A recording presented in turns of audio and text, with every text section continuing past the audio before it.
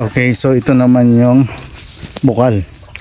Dito kayo kumukuha ng tubig, kuya, no? Nang inumin na tubig. Dito. Lalagyan lamang yan ng sisimentohan. Kung saan ang dumadami ang tubig niyan.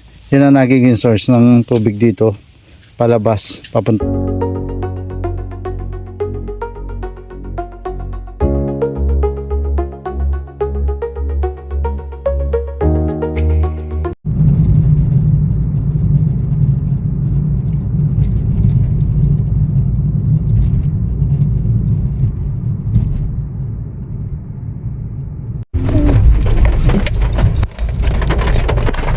Okay, so pamunta po tayo doon sa property na ibinebenta.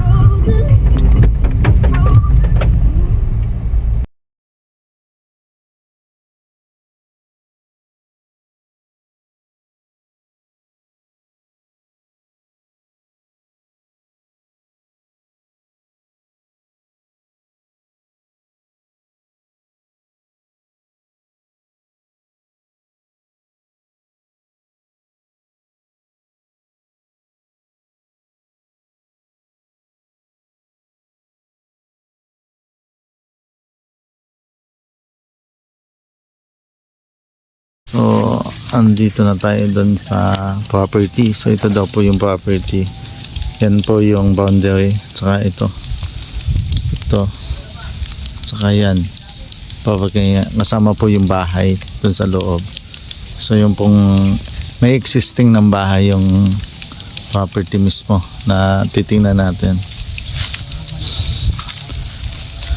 Okay, so mula dun sa highway, more or less mga 200 meters ang layo ang aming dito yung highway. Ang highway niyan po ay yung Maharlika Highway, 200 meters lang ang layo. Yan. So ito na yung property.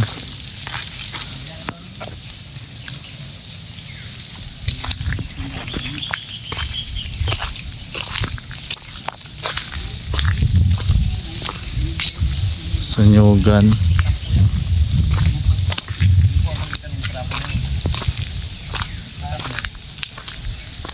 Boss, ilan ang puno ng nyug dito? Estimated? Baka po ay may gumpa. Buti man 2,000. Nasa 2,000. Kasi ito ay 10 hectare, di ba? Opo.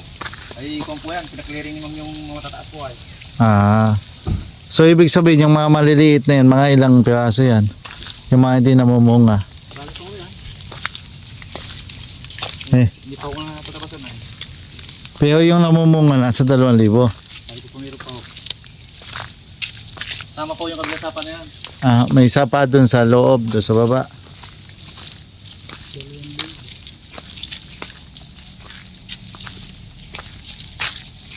Ito yung nyugan niya, ito may bakod na lahat ito, katulad nito, itong ito. Hindi kanila pa rin po rin. Binakudan po lang ko yan. Oo. Gawa lang para wag pag-ulahan ng kalabaw sa akin. Oo.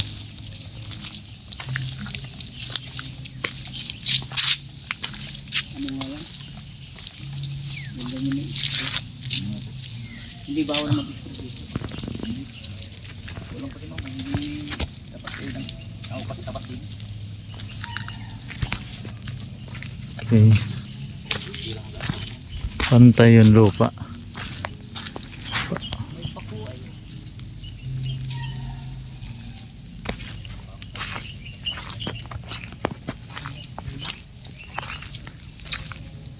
Ang barangay hall dito nasa highway o yeah. So ito yung lote. Kasama sa namin siya. Kaso ay may ginagawa. Ay ba sa drone? Droning ko.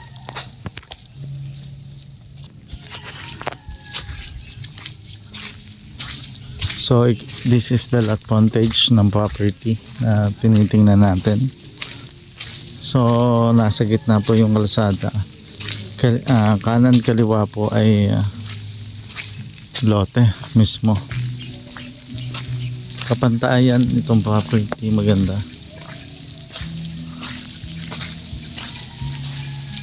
Ito po yung mangga. May mga puno daw po. May mga puno ng sampalok na yan po. Yan. Yung puno ng sampalok. So, napakaganda nitong ganitong property dahil pwede itong maging parking ng mga sasakyan natin, ng truck natin, ng mga nagtatracking po galing sa Bicol, Visayas, kasi ito po ay malapit lamang dun sa highway ng ito pong nakakasakop dito ay bayan ng Kalawag.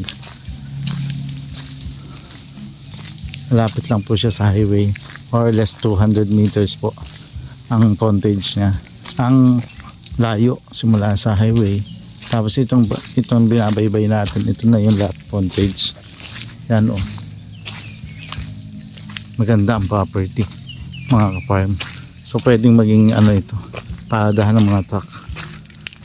So doon sa mga nagpapahanap sa akin ng mga pahingahan ng kanilang sasakyan dito sa Quezon, ito po magandang property ito. Doon naman sa naghahanap ng farm na gusto ay hindi kalayuan sa mismong Maharlika Highway, ito na po yung property na babagay po sa inyo.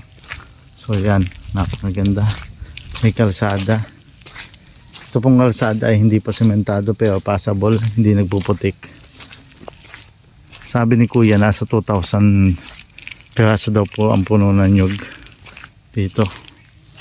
So napakalaki naman po nito kasi 10 hectares ito na mahigit. 10.1 hectares.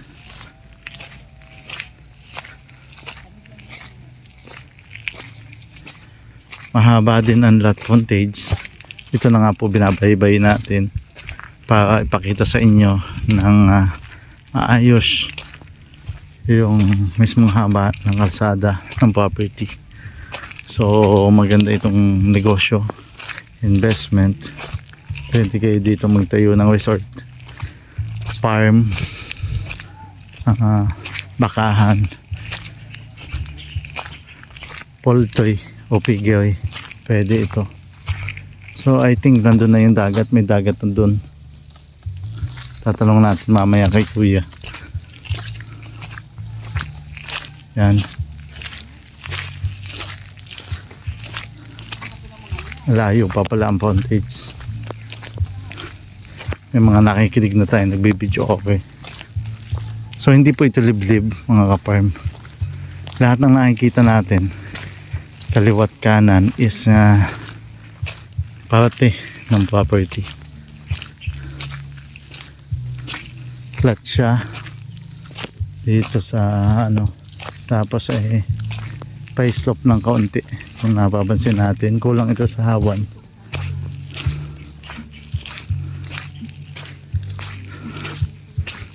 Kung ito ihahawanan at i-establish talaga, pwede nyo itong gawing taniman ng mga pinya, gulayan, alagaan ng mga hayop, ang daming saging. Yan po.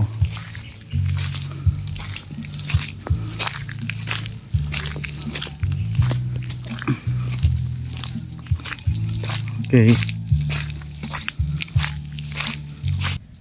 Okay.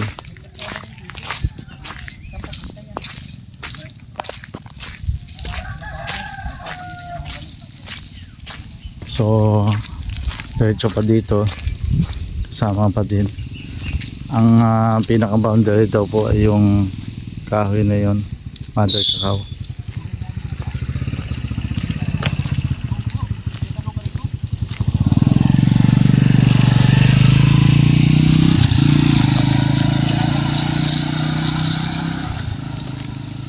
So may solar light.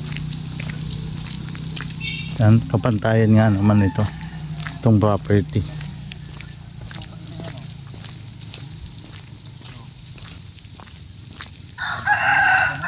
Dito naman madaming bahayan.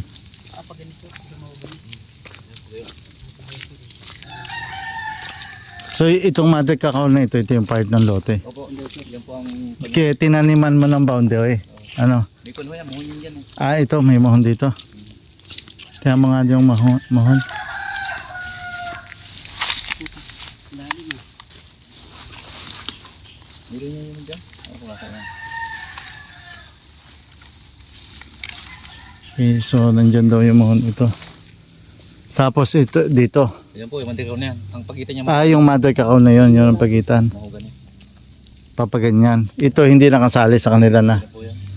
So yan lang, papunta doon yung property. Tapos pagayon, Oh, pa slots malayo dito. po yan.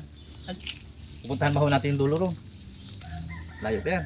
Ano yan, tabing kalsada, Patwi ho. pathway. Wala ang muhon. Okay, so yun daw pong madabang yan yung pagitan, papaganyan. Tapos dito mga bahayan na din eh. Oh. Mga bahayan dito. Kumigilid tayo doon sa property. Doon po yung property. Kumigilid na tayo. Pupuntahan lang natin yung pinakadulo ng lote. Para alam natin yung hangganan ng dulo.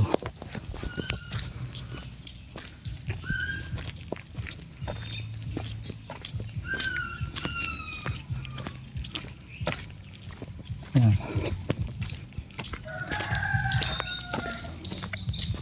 So dito daw ang daan sa pathway. Oh, kabahayan na pala din oh. Barangay yun. Ha? Daycare Center. Ito yung Daycare Center.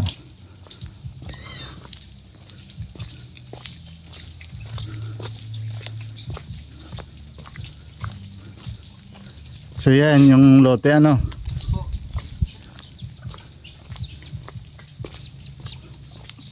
Ito yung lote.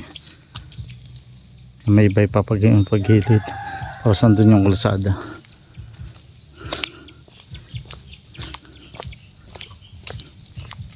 Ito yung niyugan.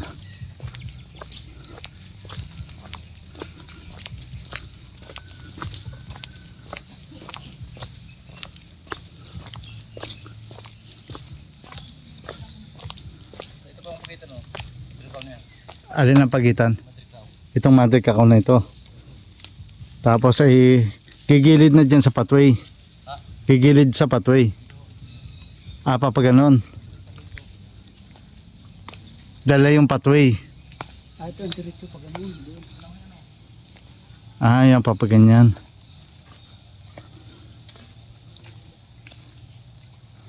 Yan.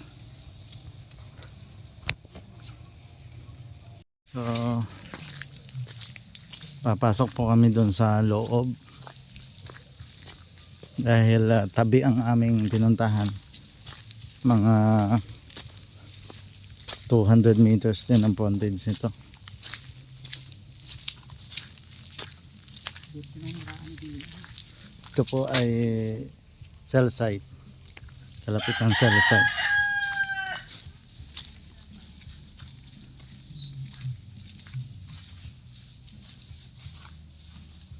Ito yung pili ano, boss?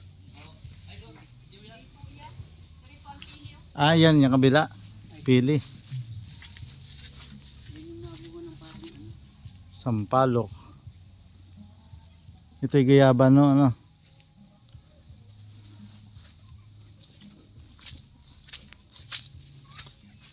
Ito yung bahay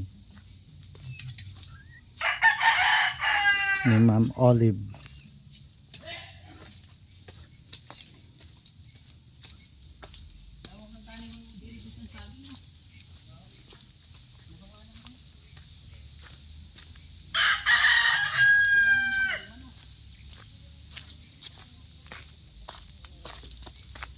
Yan, tatanim din sila dito ng mais.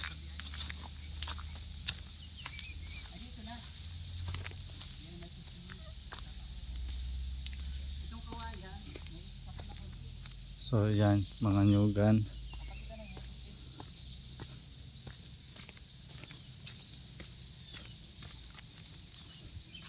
Yan yung pagitan, yung tinabasan mo na may kawayan.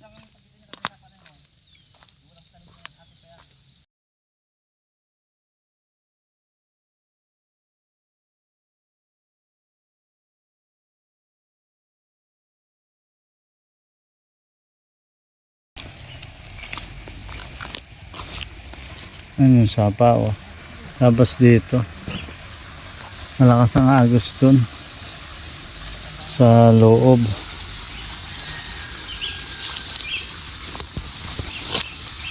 Ayan. Ganda ng sapa.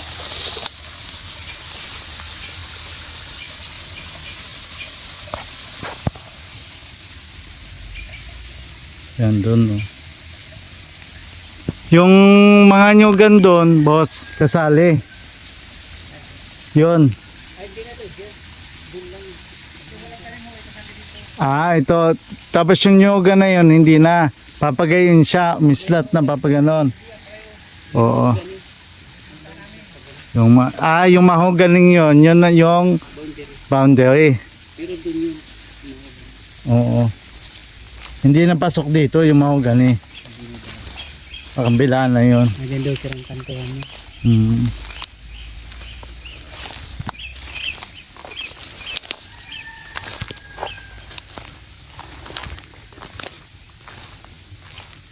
Itong sapa, sakop ito ano? Oh. Nakakati ba ito, Huk? Nandiyan ang bukal. Ito may tubigan. Maganda pala. Mataas din sa lugar na yun. Okay, so ito naman yung bukal. Dito kayo kumukuha ng tubig kuya no? Nang inumin na tubig. Dito. Lalagyan lamang yan ng sisimentohan. Kung saan ang dumadami ang tubig niyan. Yan ang nagiging source ng tubig dito. Palabas, papunta doon sa sapa. Yan. Ayun yung sapa. Yung bukal na yun ang source. Kaya mayroon diyang sapa. Dito sa loob ng lote. Yan. Napakalinis nun. Inumin talaga. Ito, lilinisan mo lang. Pwede itong gawing resort ay dahil may source ng tubig oh. Ngayon, mayroon pa dong sapa din kaikis nasa gitna ng lote yung sapa Ganda rito lagyan ng prinsa oh. Hindi malalim na dyan. o gagawing paliguan Oh, ganda po, may bato. Pag doon naman ganda magawa swimming pool. Saan? Sa tubig huro, sa may tubigan. Y- Sa bukal huro. Wala itong mga taong nagawa ng ganun. Okay, to sum up, itong property pong ito ay 10.1 hectares matatagpuan sa Calawag, Quezon. Estimated frontage, mga 200 to 300 meters ang haba ng kalsada. Kabilaan yung property, so estimated pa din ang yogs ay more or less mga 1,000. So depende po ito kapag papabilang po ninyo pa malaman natin yung sakto. Right now hindi po nabilang. Kaya po naging 2,000 sinama yung mga bagong tanim na nyog. So 200 meters lang din po layo nito doon sa highway, sa Maharlika Highway. Ito na po yung property, napakagandang property. Matatagpuan sa Calawag, Quezon. Thank you so much.